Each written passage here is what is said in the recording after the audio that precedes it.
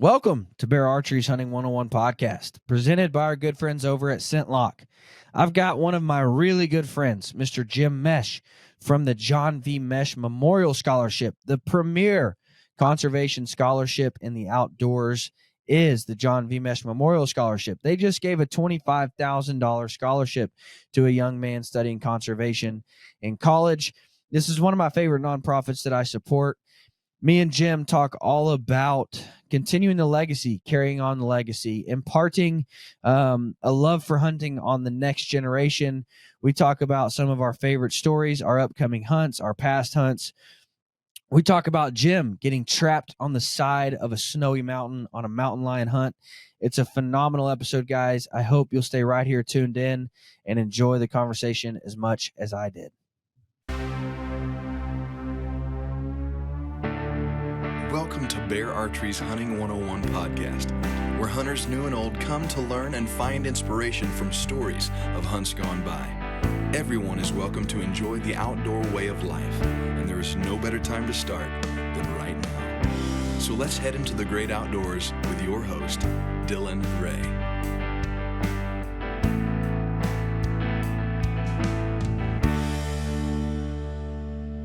Guys, there's one fabric that if you're not wearing, you absolutely should be. It's a magic fabric. It changes everything about the way you layer, everything about the way you dress, everything about the way you hunt, and that is merino wool. I couldn't even begin to tell you all of the benefits of merino wool, and I'm going to miss some for sure. But guys, whether it's summer or whether it's winter, this is going to keep you cool in the summer. It's moisture wicking. It's going to pull the moisture away from your body, but it's also going to hold your heat in the winter.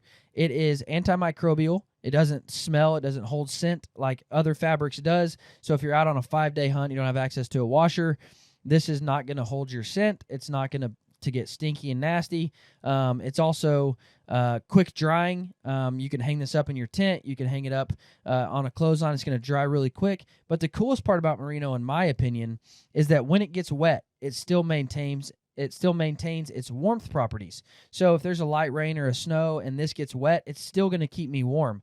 There's no itch. It's non-allergenic. It's an amazing fabric. Minus 33.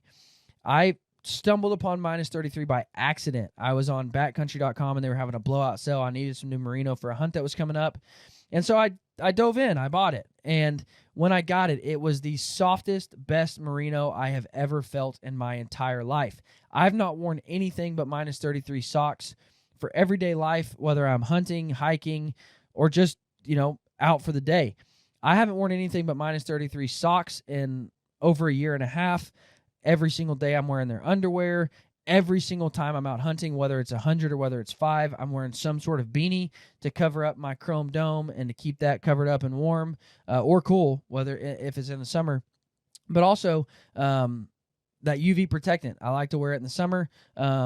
Guys, minus 33 does merino, in my opinion, better than anybody else does it. Go check out minus 33 for all your merino wool. And if you haven't ever tried merino, guys, you are missing out. It will change the way you layer. It will change the way you hunt. Go check out merino wool and go check out minus 33. All right, Jim. So let's just jump right into this and give me a background on the John V. Mesh Memorial Scholarship. All right. Well, Dylan, as you know, John was my youngest brother, a Kansas City firefighter who was killed in the line of duty on October 12th, 2015.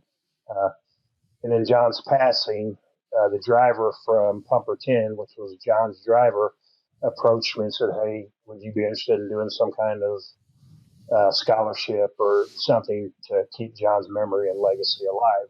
So I said, "Absolutely." So we established the John V. Mesh Memorial Scholarship, which is a 501c3 nonprofit dedicated to getting kids and young adults into the outdoors, coming from a outdoor, I don't want to say crazy family, but I mean, we have been in the outdoors. I have 7 siblings, and we've been in the outdoors since I can remember. So, being an outdoor-based family, so to speak, outdoor-based charity was a natural fit.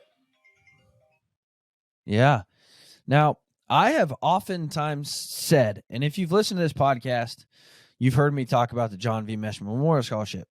And I've oftentimes said that I am picky about the nonprofits that I support, mainly because, so many of these nonprofits, they're getting all this money, but where does the money go?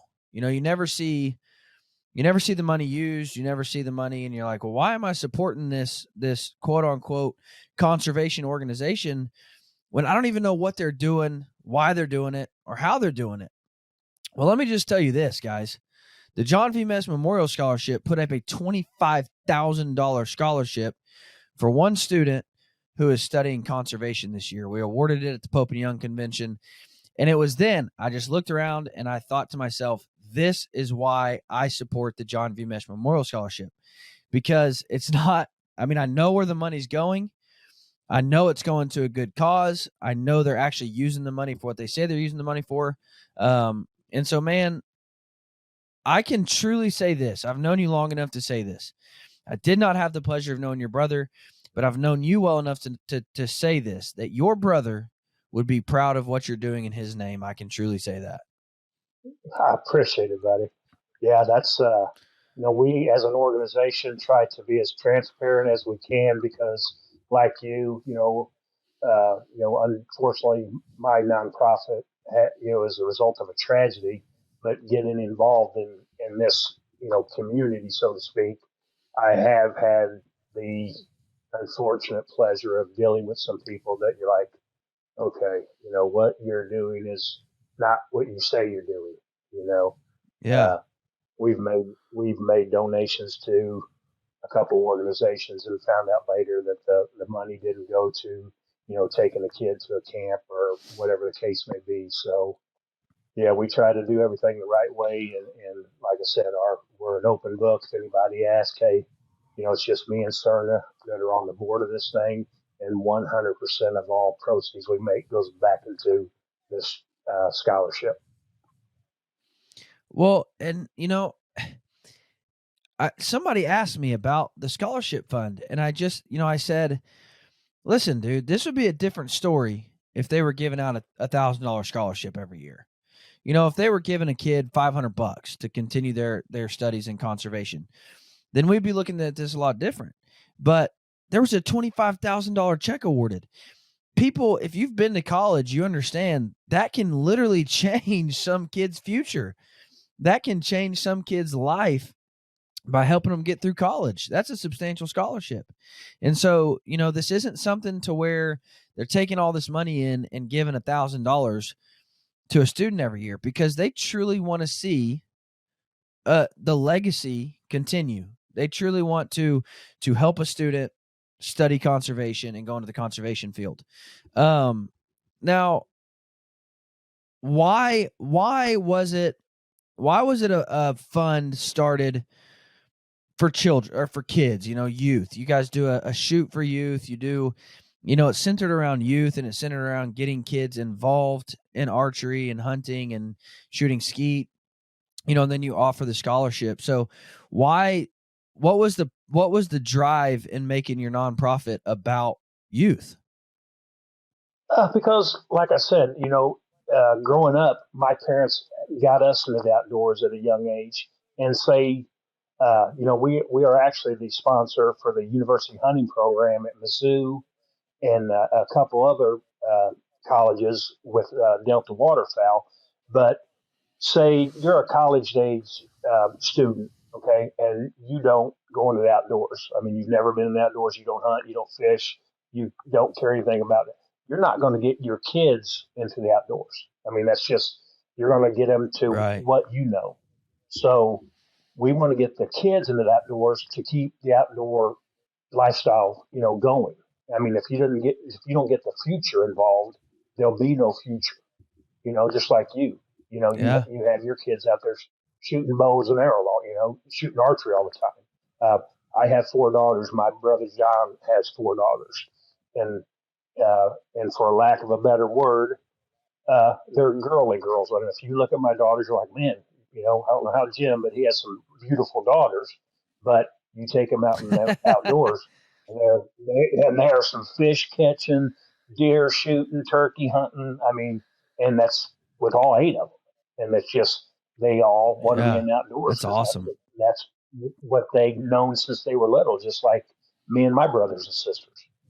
Growing up, I can remember, Yeah, for sure. camping with my mom and my sisters, and going duck hunting with my oldest sister. She had a place. My two other sisters now both live out of the city. They both live on farms. They both live on land. They both deer hunt and turkey hunt and have ponds on their property. And it's just what we were raised doing. So we have to pass it along to keep our heritage alive, so to speak. Yeah. Well, and people don't quite get. I don't want to say people don't get it, but I think sometimes people forget or they neglect the importance of getting children involved in hunting, the importance of getting children involved in the outdoors. Because if there's nobody to pass the mantle to, it dies off.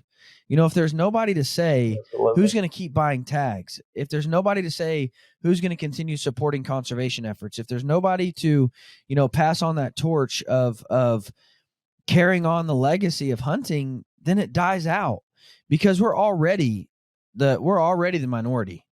And so I don't want my kids to become even more of a minority.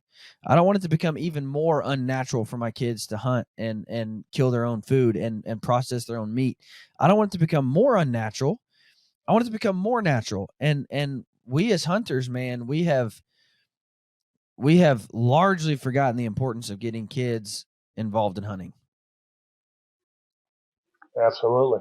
And like I said, it's an uphill battle now.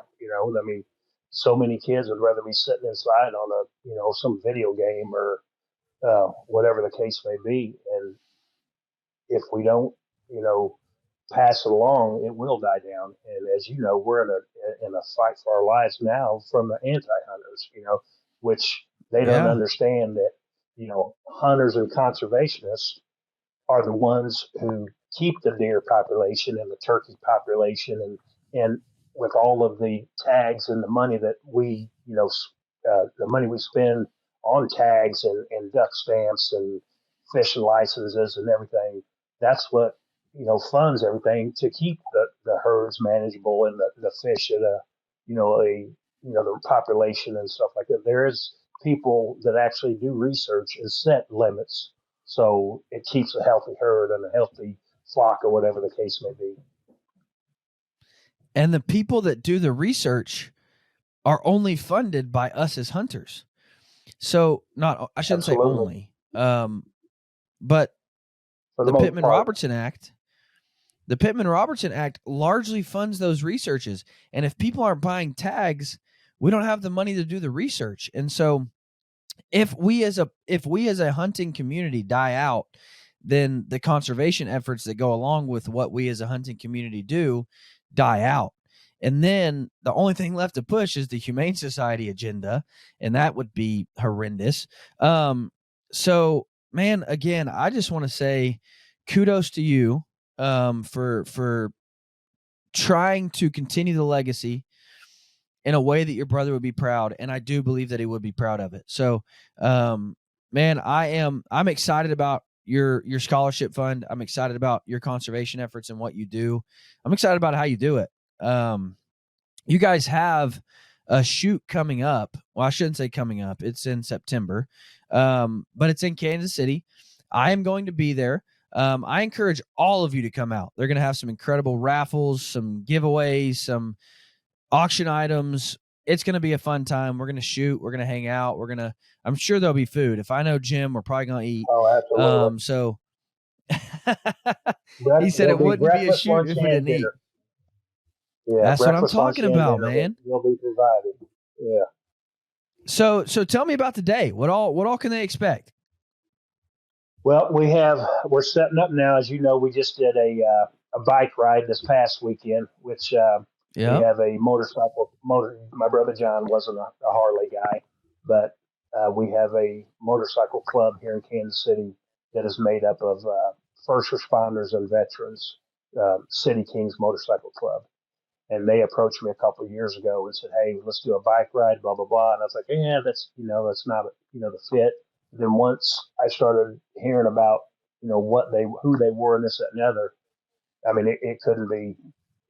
they're amazing. This year they actually had their whole club national meeting here. So they had guys from California, Nevada, Nebraska, Pennsylvania, Illinois. I mean, just a ton of guys show up, and they do it the right way. Like I said, they're law That's cool. enforcement, Yeah. firefighters, veterans. So we just got that, behind us. So now the Sporting Clay Shoot is our flagship event. It will be Saturday, September 23rd at Powder Creek Shooting Park in Lenexa, Kansas. You can, we got you're actually working on getting the registration set up now. So you'll be able to register online here pretty quick through Eventbrite. If not, you register the day of.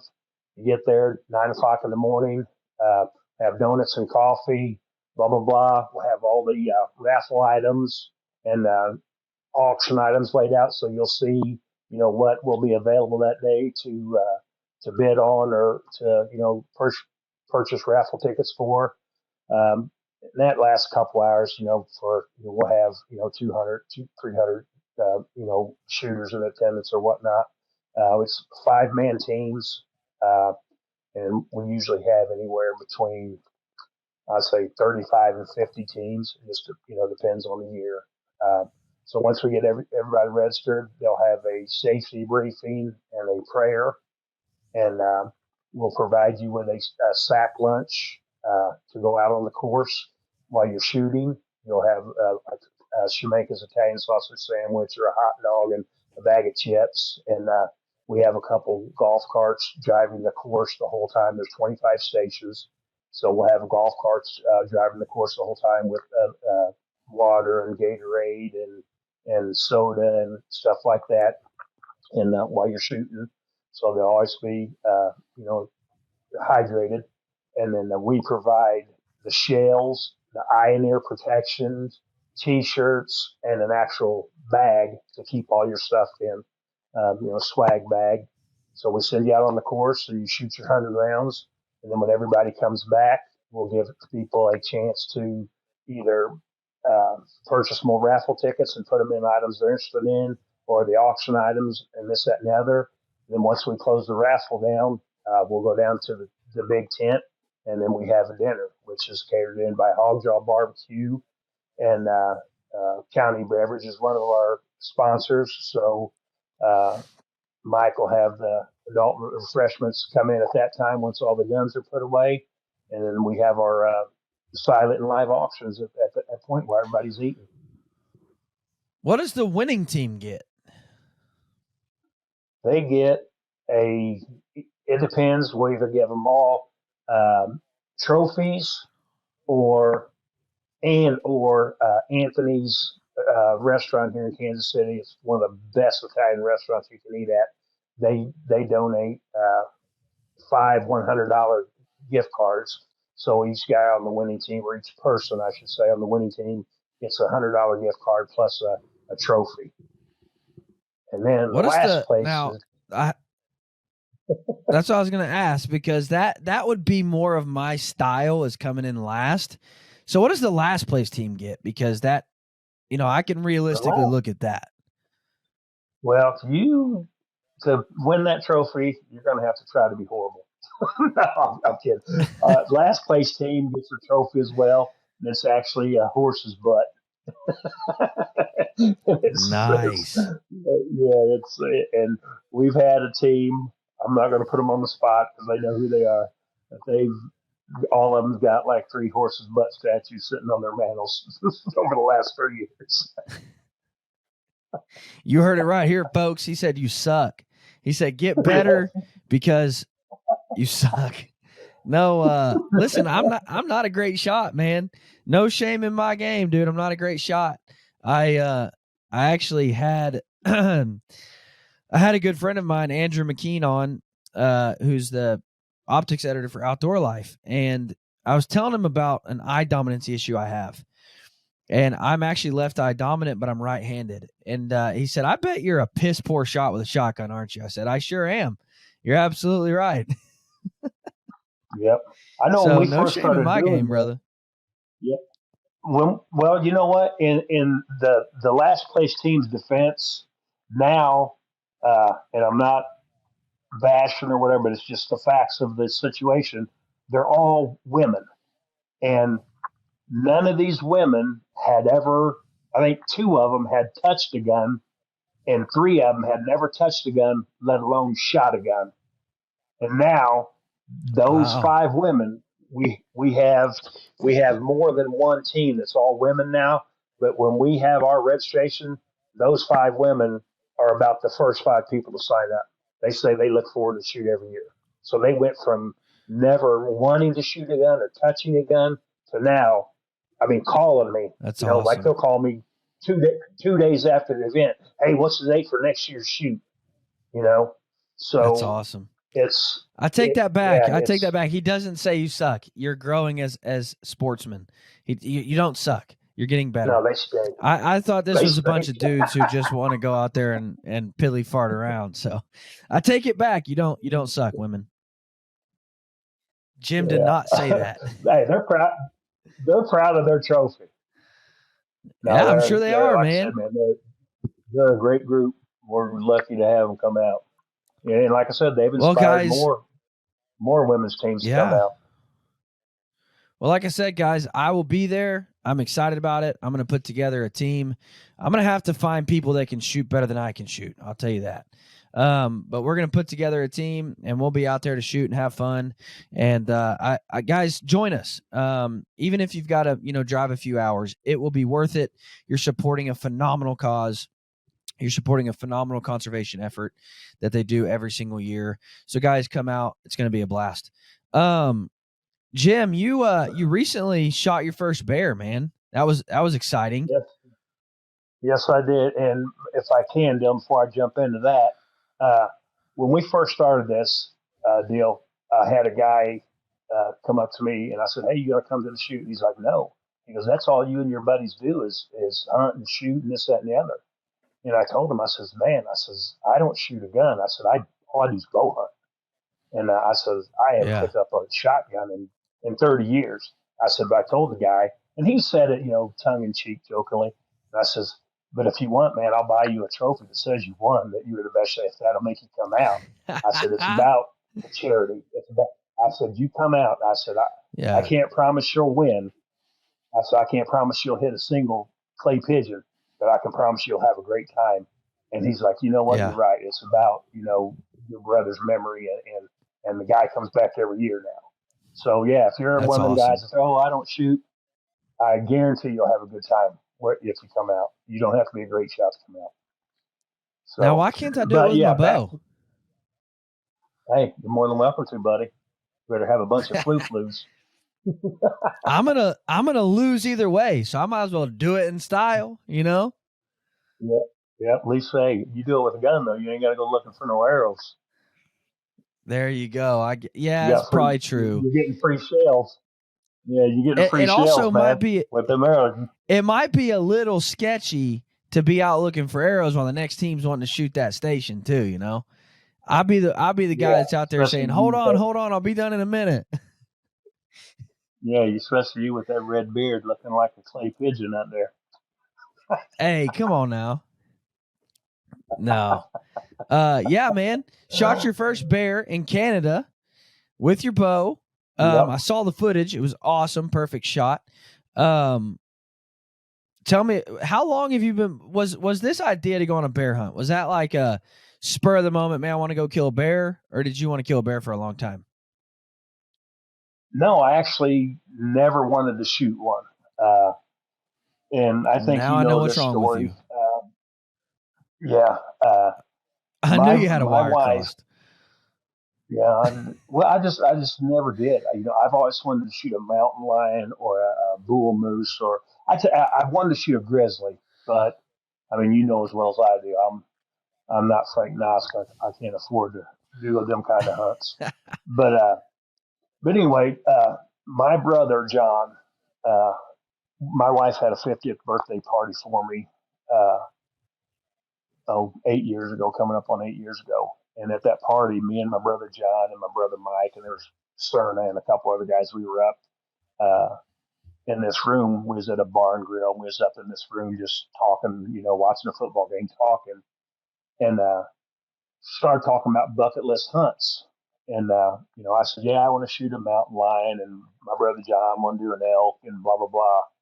So when the conversation ended, my brother John said, yeah, man, we need to start doing these bucket list hunts. Quit talking about them and start doing them before something happens and we're not able to do them. And he went to the fire station the next day, and that's when he passed away. So that's one of the last comments he made to me.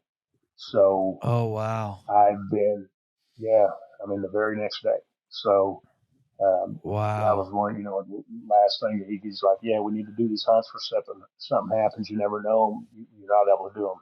So the year after he passed, my brother Mike went out and shot his first elk. Uh, and then, as you know, a couple of years ago, I shot my mountain lion. It took me a couple of years to, save up the money.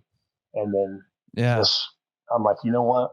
All the stuff that I've ever, and then my brother Mike started, after he shot his elk, he started bear hunting. And he's like, dude, you'll love it. You'll love it. You'll love it. So I went up with him last year just to fish and film, because we try to film everything. That's even when my brother John was alive. Me and Mike and my nephew Michael, his son, and my brother John, when we'd hunt, one of us would film and one of us would, bow hunt. So I went up to film last year, and I got to see my first bear in the wild. I was like, man, this, It's got the cool. heart race a little bit. Yeah, this might be something I want to do. So my brother Mike's like, hey, the place we go has a limited number of tags. And so Mike's like, here, you can have my tag. So I got a tag this year, and went up, and I was actually in the stand for 2.5 hours, and this big old boar come in, and 27 yards, he was down there eating popcorn like he's at the movie theater, and put it on him. Ran about 25 yards, heard the death moan, and I called the guide, and I was like, hey, actually, I take it back. I was videoing it when it first came in. It came in from behind me, and I was videoing it, and I sent him the video. And I was like, hey, is this thing big enough to shoot? Because everybody goes, oh yeah, when you see your first bear, it might be 10 pounds, and you're going to think it's a monster. So, It and I can knew it this can be bear. hard, yeah. Yeah, I'd seen one last year, and the guy goes, "What do you know?" The guy goes, "What do you think?" I said, "Man, it doesn't look real big." He goes, "Yeah, most people would freak out." I said, "Yeah, I mean it's decent." I said, "I probably wouldn't shoot it." He goes, "Okay." So then when this one come in, it was almost as big as a barrel.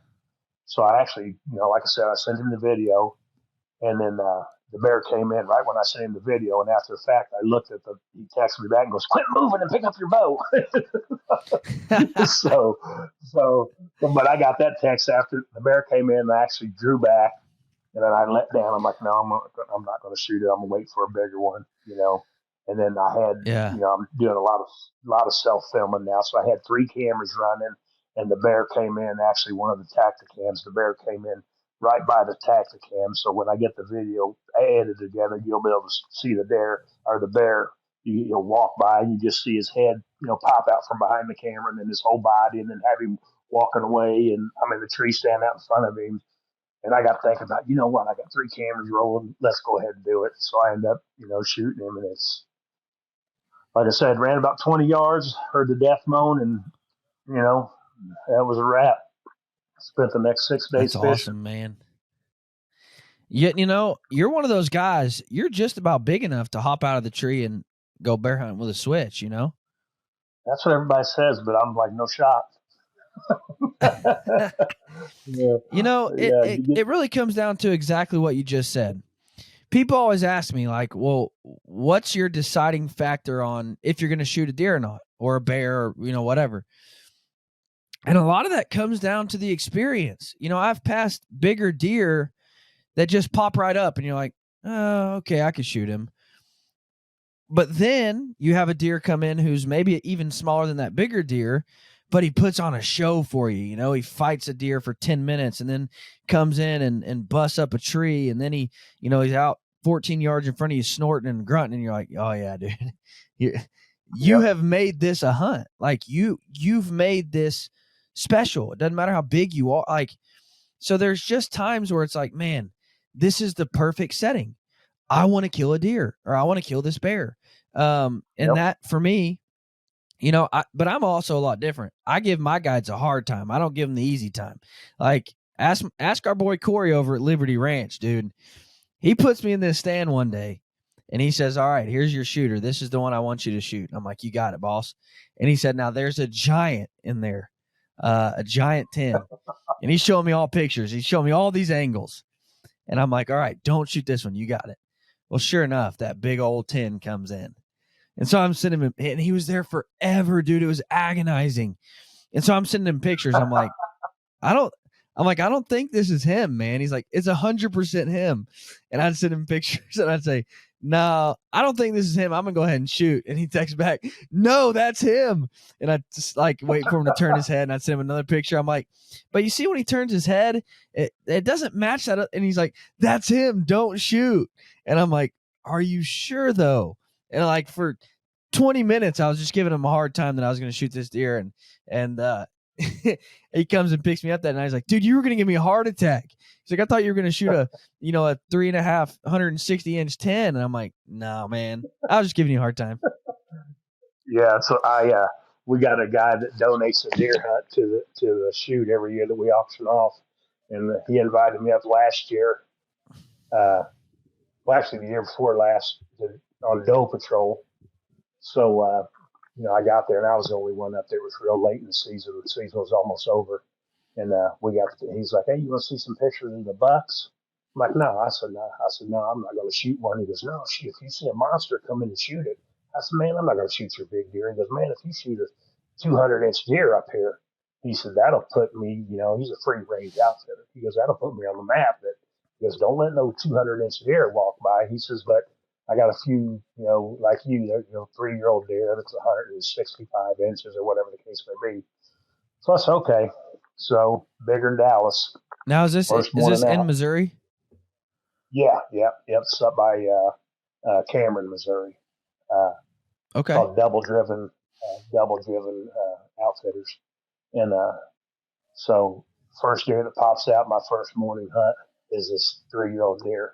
So this deer, Dylan, he walks 8 yards from me, and I look back, and there's 2 more bucks coming in. They're pretty decent deer. They're right underneath me. So I'm filming. So they end up walking off, and a doe comes in, and I shoot a doe.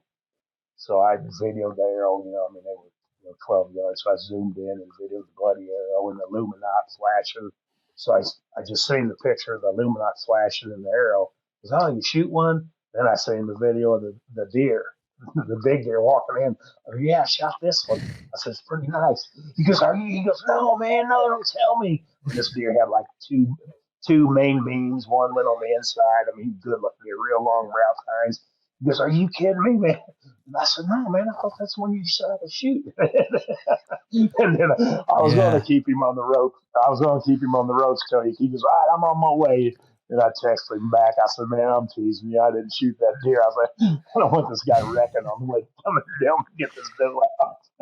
That's what I shot. I always tell. Now, when I'm back home in Arkansas hunting my dad's property, I'll give him a hard time. And like last year, I texted him. I'm like, Dad, you said you wanted all the deer with white spots dead, right? And he's like, no. And I'm like, oh, crap. He said, what? Why did you shoot a deer with spots? And I'm like, I thought you said you wanted all your fawns dead. He's like, are you an idiot? And I'm like, dude, come on, man. And finally, he's like, yeah, I know you're joking, you dummy. But no, I was out at Corey's place too, and this was another hunt, and I was in a different spot. He's like, so you've got 2 regulars. One I want you to shoot, one I don't want you to shoot. And when you look at them antler-wise, it's really hard to tell a difference. And I'm like, Corey, man, that's going to be difficult in the moment to tell. And he's like, you'll know. And I'm like, what do you mean I'll know? And he's like, you'll know. And I'm like, what do you mean? And he's like, one is just an old tanker of a deer. He's a beast. And one is really young. And I'm like, okay. And so I'm out there, and sure enough, this boy comes in. Looks like stinking. He's been on steroids for 40 years. Just jacked out of his mind and just beat up, bruised up, broken tines everywhere. And I'm like, that's got to be the one. And so I shoot him, and I'm like, I'm sending Corey pictures. I'm like, this is him, right? And he's like, yeah, that's him. Good job. And I'm like, deal. Well, then I'm sitting there and I see the other one come, and I'm like, oh, you could definitely tell a difference. A lot smaller body, but a lot bigger antler wise. And I'm like, crap, Corey. So then I'm sending pictures of that one. I'm like, this one's here now too. I've got 2 tags, Corey. And he's like, no, dude. And I'm like, but this one looks a lot like that last one. And you wanted the last one dead. And he's like, yeah, but that one's 2.5. The other one's 8.5. And I'm like, well, Corey, come on, man. So I like to give old Corey a hard time. Yeah, you think he'd catch on pretty soon. Yeah. I think he thinks I'm just wiry enough to do something stupid one time just to keep him on the ropes, you know? No, I also one time texted him a picture. I had a bunch of cattle work in.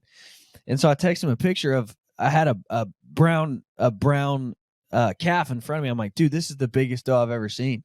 I think I'm going to go ahead and plug it. He said, you cannot shoot a cow. And I'm like, all right, whatever. I texted back and said, I just wanted to test my new broadhead setup. Come on. He's a fun guy though. Yeah, I need to get down there sometime. Yeah. Dude, it's heaven on earth, man. It is an outdoorsman's paradise. And they just built a 50-acre pond. And I got to go in the very bottom of it when it was just dug. We were in the very bottom, and you're looking up. The thing's probably 100 feet deep. And of course that takes 3 years to fill up, but they're stocking it with all crazy fish. They're gonna have decks built all around it with pontoons you can just take out and fish. It is a outdoorsman's paradise. 7,000 acres of just Oklahoma monster deer. Wow. So yeah, I tell everybody, if you're looking to book an Oklahoma hunt, Liberty Ranch is the place to do it. But and Corey's just world class, man. Corey's the best there is. So definitely look into it if you're looking to do something like that. I met him a couple years ago. I met him a couple years ago at the convention. Yeah. Nice guy. Guys, there's not many things that I'm going to tell you to stop and do right now. One of those things is to stop and go join Pope and Young right now. It's $45 for the entire year to be a member of Pope and Young. And what that does for you is that helps to ensure your rights as a bow hunter. Pope and Young is constantly fighting for your rights as a bow hunter. They are the national bow hunting organization in North America.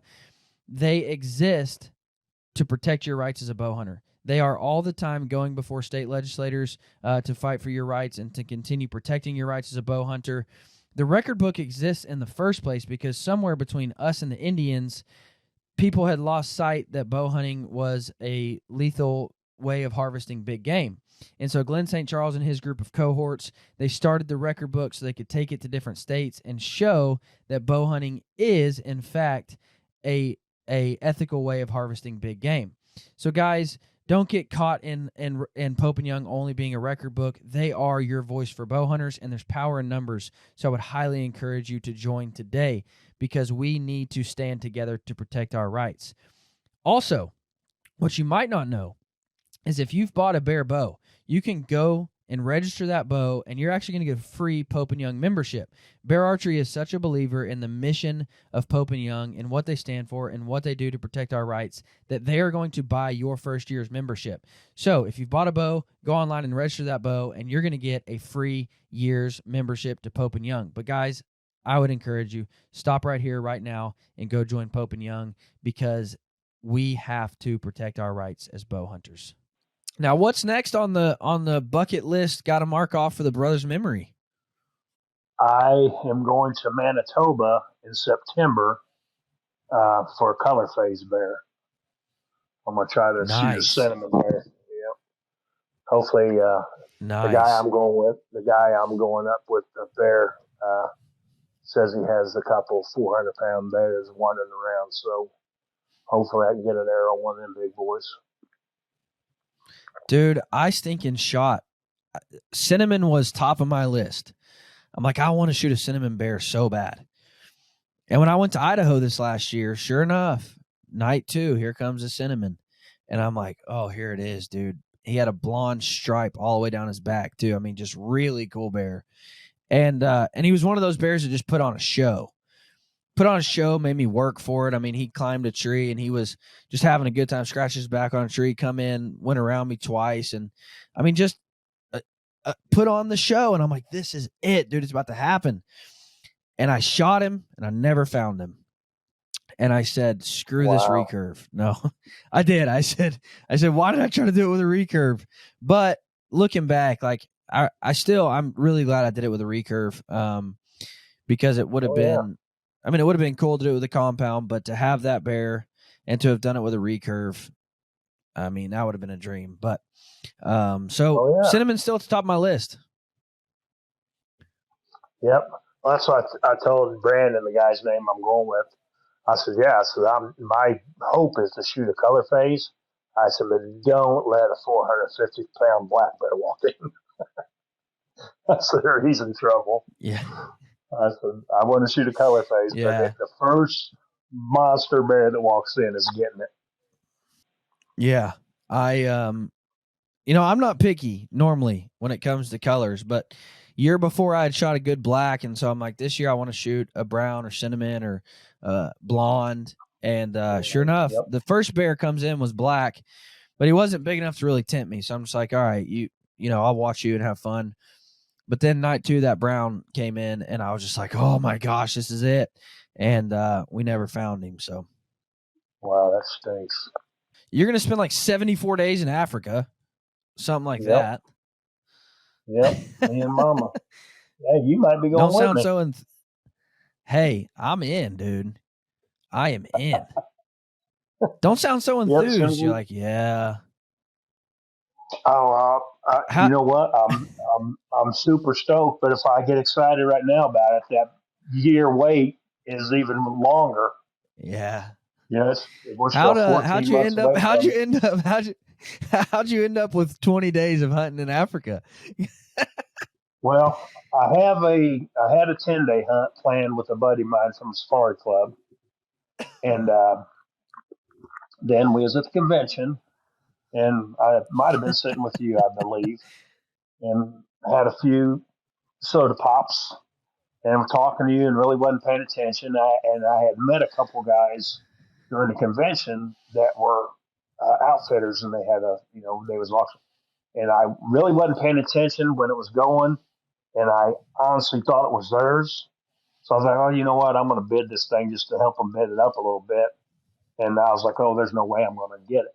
So, they went up for bid, and I raised my hand and kept talking to you and blah, blah, blah. Next thing I know, Laura's tapped me on the shoulder. She's like, hey, you're getting ready to get this hunt. I'm like, no, somebody's going to bid it.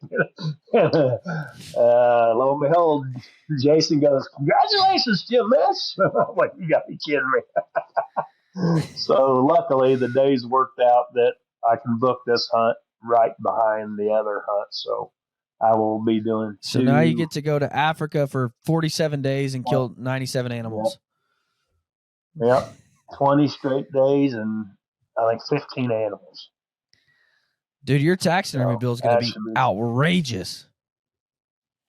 Yeah, I know. That's the bad part.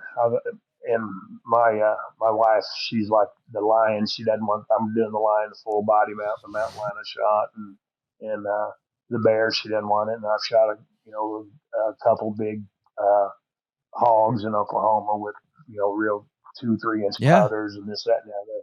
And she don't allow them into the house. And now she don't want the lion, full body mount lion, or the bears in there. So. Oh my God. Sounds like you need like a man cave shop trophy room is what you need. That's where we're at now. All she lets me have in there is them turkeys back there and a couple deer on the wall. I asked her if we can put the lion above our bed, and she wasn't having it. Have you seen Alan Boland's trophy shop? His man cave trophy shop? Oh gosh, dude, it'd make you stinking sick. It's really cool. I mean, but it's a massive shop outside of his house, and really cool flooring and cabinetry, but then he's just got walls of doll sheep and elk and mule deer, and he's got a shooting range in there, and he's got it is crazy cool. But I've seen he kind of did it's kind of relatively new, and so he did the full like build process, like the build out of it and how he was doing it. And so I followed along with it, and it's a really cool setup. That's what you need. Yeah. You need a place where mama can't tell you what to do. I don't know if such a place exists. She Is she follows me there? She around. can't hear me, can she? No, she's upstairs in her office working. No, You I started got talking a little earbuds. bit quieter. I got You earbuds started in. talking a little bit quieter. He said, She "Nah, can't dude, hear she's anything. upstairs. She can't hear." My daughter's in next You know, room in her office. So. I like your wife just enough to where I don't want to make her mad. I don't want to burn no bridges, so I better I got keep my mouth earbuds in. shut. I got earbuds. She can't hear nothing you're saying. All she hears is me. And you know she's going to be like, you egged him on. You egged him on. She ain't going to blame you. She'll blame me. I love you, Miss Mesh. No, it wasn't me. It was him. That There's been a couple nice times, though. boy. There's been a He couple wouldn't do times where that. I have. There's been a couple times where I've said something about my wife, and the guest, whoever it might be, would be like, "Dude, you can't say that about her." I'm like, "Dude, she's never gonna listen to this. Like, I can't get my wife to listen to my podcast. I don't have to worry about it." Yeah. And Yep. well, then sure enough, and of course she never listened. But then I had a buddy, in passing, we weren't even like talking about it. We're like see him at Walmart, and he's like, "Oh, hey, dude, man, heard about how bad your wife snores on the podcast," and I'm like, "Oh my gosh!" Oh, and she said, "What?" Well, I'll tell you what it was. It was we were on a podcast, and Chuck Adams was talking about how he can't sleep in tents with other people. He's got to be in his own place, not because of any other reason other than he doesn't sleep well. And so it's like, if they happen to snore or move around or whatever, then I don't get any sleep. And so I just mentioned that my wife snores like a freight train, and I just have to get used to it. So then when I'm with other guys, it doesn't. And yeah, my buddy ratted me out though. man, is he still your buddy? Well, it's a little dicey at times, but yeah. I might have to unfriend him. No, it's a good time. So what would be your number one, that dream hunt that you want to go on more than anything? I would say a moose or a Kodiak brown bear. I was always, growing up, I was like, oh, I want to shoot a grizzly bear. I want to shoot just because of the name grizzly bear. And then Frank Nasca, of all people, I was talking to him, and he's like, oh, that's cool. But he goes, why don't you want to shoot a brown? I'm like, oh, I want to shoot the biggest and the baddest. He goes, oh no. He said brown bear. Because they're 100%. way bigger than the grizzly. Yeah, I didn't know that. Yeah, a couple hundred pounds bigger. Yeah, grown man. I didn't know that. I just was, going, oh, grizzly bear. That's the, I don't know if it was just the name or whatever, but I was under the impression he was the king of the forest. And Frank's like, no, man, you want to shoot a brown. So I would say either a moose or a brown, a big brown. So for those of you who don't know and don't send me a bunch of emails saying I'm wrong, because I don't know the exact. But a brown bear and a grizzly bear are the exact same bear. There's just a dividing line as to where they live. Brown bears live closer to the coast, so they've got more meat to eat on. So they get a whole lot bigger because they're sucking down all these fish all the time. Whereas then you get to the line, they become grizzlies, and they tend to get smaller because, well, they're further from the coast. So absolutely, dude, my 100% dream hunt would be a coastal brown bear. 100%. Just because I've gotten to the point where I've seen so many videos of these guys shooting giant bears on the beach, like literally ocean, and they shoot. And, Jim Willems, he shot a tanker of a bear. Easily Boone and Crockett probably would have received some awards. And what happened was they found this dead whale, and he's like, I just couldn't find any bears. And finally I stumbled upon a dead whale on the beach, and I just thought, well, now I know where all the bears are. And so he's like, we camped out on that dead whale, and this giant comes in and he shoots it, but it immediately turns and circles and comes right back at him with the guide. And so the guide has to shoot him with a rifle. So it still made Boone and Crockett, but he couldn't put it in Pope and Young because the guy had to finish it with a rifle. So, but you see videos like that, man, you're just like, God, dude, I want to do it so bad. Oh yeah, I've seen some cool videos. I've seen some neat videos. I don't know. I know Yeah. the Michael Hunsucker, the Heartland bow hunter Oh guy. yeah. He Yeah. had a pretty cool video out there. It's on YouTube of him shooting one. I mean, it was 8 yards from him. I mean, I don't know how he kept it That's together. crazy. But yeah, it was a neat Yeah, video. And then man. they got another one. I don't know. It was either Tiffany Lakowski or oh, one of them shows. One of the gals shot a real big bear on the beach. I was like, holy cow, good for you, girl. Yeah. That'd be awesome, dude. I'm a big fan of that show Alone. Yeah. And I've had a couple of the winners on the show just to talk with them. And Clay Hayes had an encounter with a bear on the beach, and man, you just hear those stories, and it's like that is what I want to do. If I could pick any animal right now, you say money's no issue, it'd be coastal brown bear. Just I know they don't have incredible massive antlers like an elk or a moose, but man, just the sheer size and just the way they act and the location, it's just everything's right.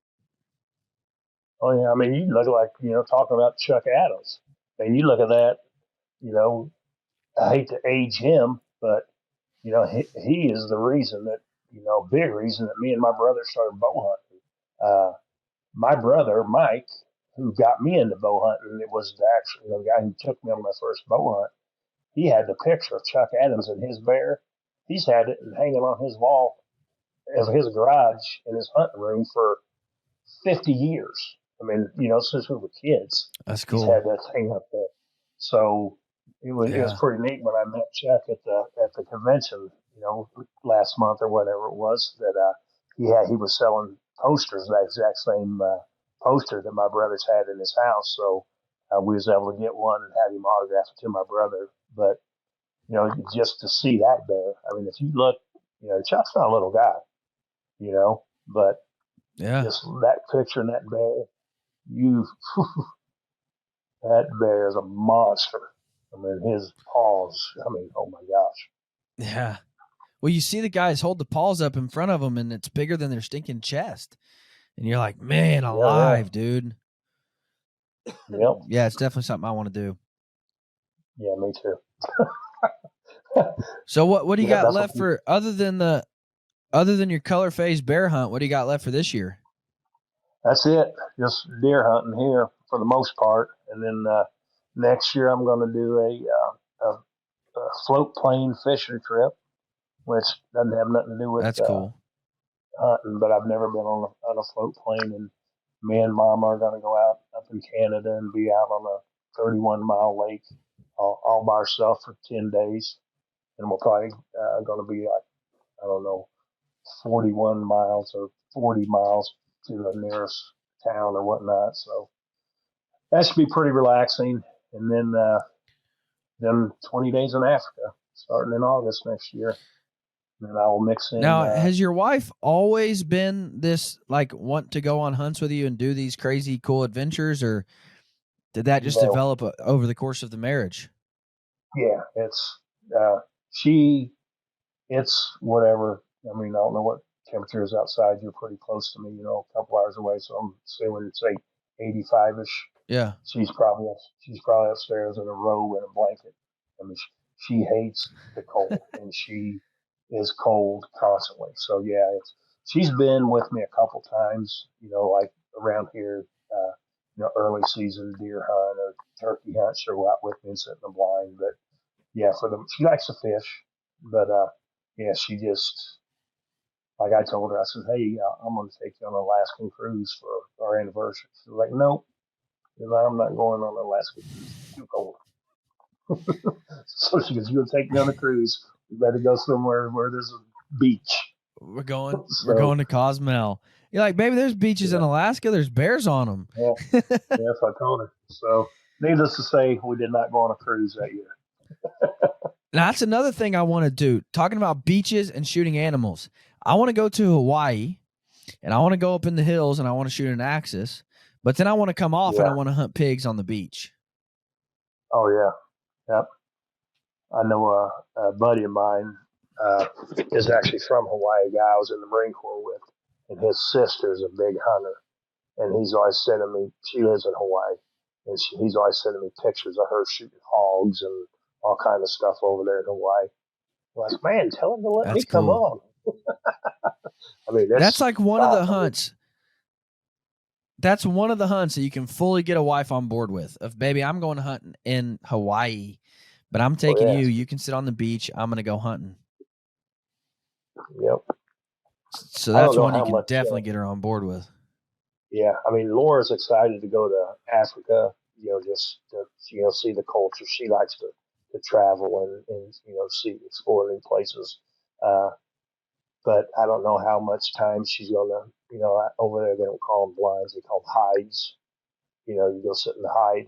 I don't actually know how much time she's going to sit and hide with me, but like I said, I got a couple buddies that are going, and they're going to gun hunt. So on those hunts, you're getting like a high rack, and you just drive around Africa, I don't even know what you call it, the prairie or the plains or whatever. The You drive through the plains. bush, and yeah, when you see a Cape buffalo, whatever the guy wants to shoot, you just stop the truck and you're in the high rack, and him and the guide spot up on it and shoot it with the gun. So I'm sure we'll go tag along on a couple of them, but I think she's looking more forward to spa days and going to Victoria Falls and all that kind of stuff. Now, what's your number one Africa hit list? What do you want to come home the most with from Africa? What I want to shoot the most is a baboon and a Really? warthog. Them two are my top. No, I don't know why. I don't It's know kind why. of maybe because you But look a little bit like one. that's what everybody says. They're like, man, that's sort of like, you know, like being a relative. It's a little bit close to home, ain't it? What I'm looking forward to the most, when bringing home, everybody that I've talked to said if you shoot a blue wildebeest, that would be. They say that's the best looking rug you can have. The guy I'm going with has actually got two Really? of them, and he said, Jim, I've had one of them in my house, and he said it's in. I don't know if he can't remember. It's a highly trafficked, like his living room or dining room.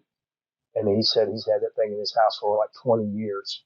And he said it still looks like the day he shot it. He said it's the most durable, toughest hide that Oh he's yeah, ever.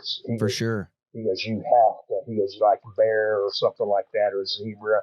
He goes, pretty soon they start, looking more down. He goes, if this blue wildebeest, he goes, if you're wanting to bring a rug home, he goes, I would suggest a blue wildebeest for the, most bang for your buck, so to speak, for it to Yeah, last. for sure. So That would be that's what cool. I'm most I looking. Yeah, they're cool looking. They're gray with the I real could get black down on stripes that. right on the shoulder. I've always wanted a bear rug, but man, I've got young kids, so I'm like, dude, there'll be fingernail polish on that rug and Cheetos Yep, smeared into. Like, there's no sticking it. telling. Son trying to stick his head into its mouth and stuff, and then you get in trouble Yeah, for it. no kidding, dude. That's what would happen. Yeah, But no, I that does make sense because, like, if you go to Dallas Safari Club, they've got all of those exotic shops where you can buy belts and wallets and they all tell you blue wildebeest is like the toughest. If you want a purse or a whatever, it's the yep, toughest. It'll never wear out. It'll last you 120 years of daily abuse, yep. and so that does make a lot of sense. That a rug would be perfect out of that. Yeah, that's the hide that I'm most forward to looking to bringing back. But yeah, like the baboon, the warthog, I probably just want to do a European mount on those and bring them back. And I think you should do a full know, mount on the baboon. that's a no go. My wife already told me. She's like, no. She goes, you're lucky I'm letting you shoot one. Yeah, You should do it I with showed her a a couple. blowgun, man. Go the Slockmaster route and do a blowgun on the baboon. Nope, dude, I'm old. You seen me walk. I'm lucky to make it to the plane to fly to Africa. Back in my younger days, That's maybe. funny, man. Not now. That Yeah. mountain lion that almost killed me. That's what you were telling me. And, I think a lot of guys automatically assume, well, it's with dogs. Like, all you do is let the dogs run them down, then you go shoot them. But, dude, those hunts, and you're not the only person that's ever said that, it's the hardest hunt like that a guy can do.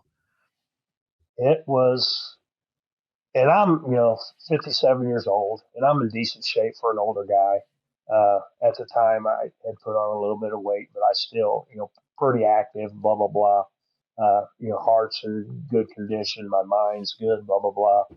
But we track these things, and you're talking, get up at 2 o'clock in the morning, and you go out and get on the side by side, and you drive that side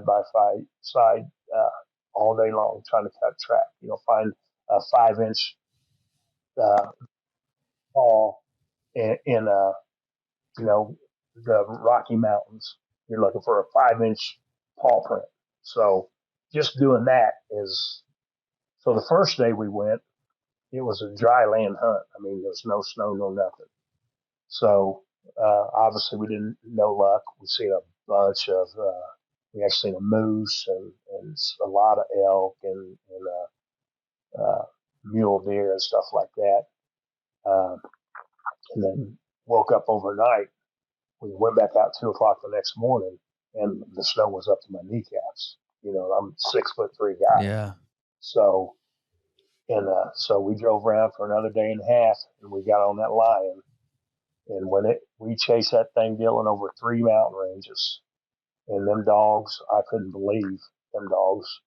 And I mean, I don't know if you've ever seen it, but the GPS, uh, the guy that I went with, his name was Dylan also, and he has a little tracker. He carries it with him, and then he puts the tracker on the dog's collar, and it shows you every dog, and it'll actually shows the dog standing up on the tree when the lion trees. The dogs will be all around the tree. Yeah. You see them on their hind legs on this tracker up on this tree. That's how you know the thing's treed. So, we chased this thing we got on it at, I think, 10 o'clock in the morning, and we finally treated at 4:30 in the afternoon. So them dogs were on, I think, 6.5 hours. Good Lord. Yeah. And so when we first got on it, he goes, "Oh, this is going to be great." When we got on this first mountain was real flat. We was on the top, and it was real flat. He goes, "Oh, yeah, this thing's going to run up one of these little trees." He goes, "You're going to walk up there. You're going to be, you know, 15 feet from this thing." And he said, "Just shoot in. You're going to lose your arrow but he goes, "Yeah." And that thing started, he goes, "Holy cow." So after like second mountain range, he's like, "That's what we call a runner." He goes, "I don't know what this thing's doing." He said, "But it's going." And them dogs, I mean, it was unreal. We had to loop around, come down off the mountain, go back up and around, and blah blah blah. Like I said, for 6.5 hours. So finally, it showed tree. So we went up to the top of this mountain, and when we got up there, he goes, "Hey man," he goes, "I'm telling you now." He goes, "There's locals that don't go down this mountain because it's so bad."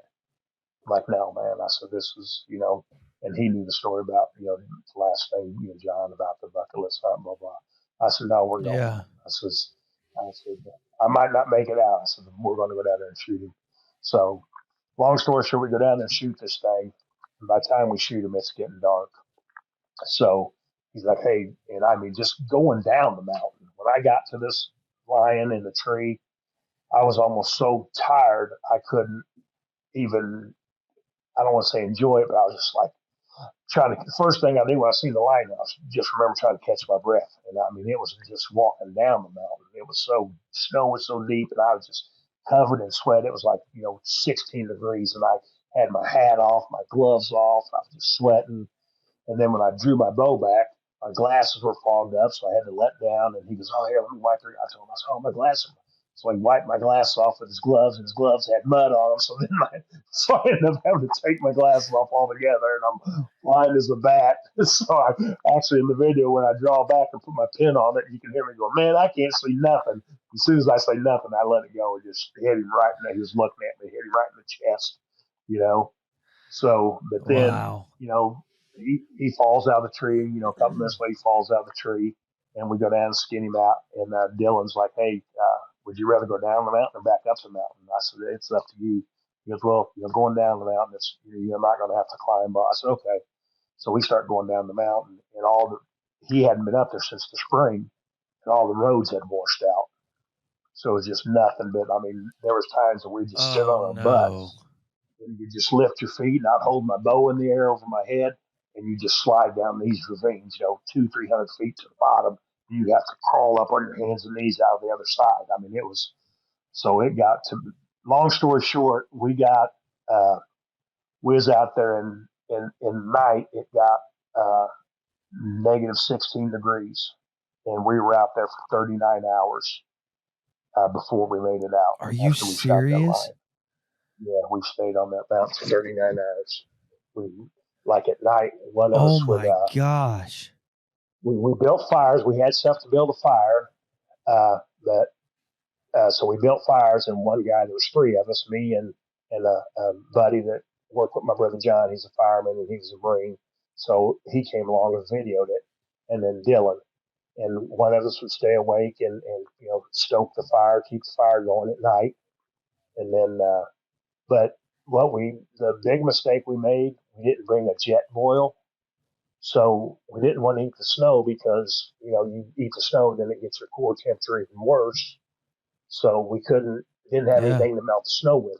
We had water bottles in our backpacks, but they were all frozen. I mean, it was negative 16. So basically, we went a whole day without drinking anything too.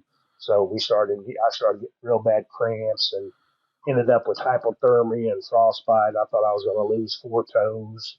And, people were like, was it worth it? Goodness. I'm like, yeah. And I was like, absolutely, it was worth it. I said, I'd do it again in a heartbeat. I never thought, I wasn't ever to the point where I thought, oh man, I'm going to die on this mountain. But I was to the point where I'm like, man, I'll be glad when we get off this thing. This is getting miserable walking out of here. So it was never a thought in your mind. Like, that never crossed your mind of like, dude, we're not going to get out of here. No, not really. I mean, like I said, we had fire, and I thought that might be the only thing that could kill us was we'd freeze to death, but I wasn't, like, and then not having water, like I said, there was one point I started cramping, and I sort of, like, we were just standing there talking, and I started cramping so bad I just fell over. And they're looking at me like, what the heck? I'm like, dude, my whole body is a cramp. I can't even control my muscles right now. So I had to sit there, and then I stood up, and they're like, holy cow. And then after the fact, Badami, he's like, yeah, man, they got one point where you was talking, and you just was not making any sense because you just were talking gibberish. And I said, really? Yeah. Dude, that's scary, man. Yeah, but yeah, I don't recall ever being, oh man, I'm going to die out here. But Did you it guys again eat any of the lion on the mountain? Oh no, we ended up giving it some to the dog, so we didn't have to pack it out. But no, we had like some crackers and some granola bars and stuff like that. But yeah, the big thing, like I said, was not having any water, and so that would be my advice. Why didn't you eat any of the lion? But I never was hungry. I was too cold to be. I mean, I wasn't hungry at all. Hunger never even came into it, But Jiminy Christmas. yeah, just being thirsty, and you didn't know. And once we got down by the trucks, we had he had a Garmin GPS deal that he could send text to his wife, and you could like send an SOS signal, and so they called the sheriffs, just say, hey, we got some guys that are, coming down off the mountain, but we don't know. And they ended up being when we got back down the trucks, they were there, and they gave me some water, and I was like, oh my God, thank you so much. I didn't realize how thirsty I was until they gave me that water. They put some kind Dude. of, they had these packets. They're like, you're shivering. I'm like, I'm not cold at all. They're like, man, you're just, they said I was just shaking. They're like, yeah, you got hypothermia. So they gave me these little packets of stuff, came in a silver deal, and I had to take it. It was like charcoal and honey mixture or something like that. It's supposed to, boost your energy real, a whole bunch. So, yeah, it was quite the experience. Jiminy Christmas. Dude, I'll tell you what, you better do a full mount on that lion. That mountain lion deserves a full mount, and it deserves to go above your bed. Now I'm fighting with you on that one. Yeah, That's what I told God, Madonna. dude, that's crazy. I told him, a couple times. I said, you know how Wow. bad my brother John's laughing at us right now. Yeah. I said, Wow, John, he's man. Dude, cracking that's up right now. incredible. That is crazy, Yeah. dude. Well, Yeah. Jim, man, I appreciate you greatly coming on. Guys, I would highly encourage you to check out the John V. Mesh Memorial Scholarship, johnvmesh.org. I would highly encourage you to donate. I would highly encourage you to join us in Lenexa, Kansas on September 23rd. It's going to be a banger of an event. We're going to have a good time. I'll be there. We're going to shoot. We're going to have fun. We're going to sell some stuff. We're going to give away some prizes. There'll be some bear bows there. We're going to have a good time. So join us. Put together a team. Even if you've got to travel a few hours, it will be worth it. So join us in Lenexa, Kansas on September 23rd. Go check out johnvmesh.org. Highly consider donating because this is a nonprofit that you should be supporting. Guys, I'm an arrow junkie. I love arrows. And I have found a fondness for deer crossing archery. Everybody makes a good arrow. I'm not saying that anybody out there makes a bad arrow. But what really sets deer crossing archery apart is when I call them, I'm going to get, the owner on the phone. I'm going to get the guy that's building my arrows on the phone, and they're going to walk me through a complete custom build. They're not shipping me a box of arrows that they ship out to everybody. I'm going to pick my knot colors, my fletching colors, my wrap colors, the fletching configuration I want on the arrows. Not only that, I'm going to walk him through my setup. I'm going to walk him through what I'm looking to get out of the setup.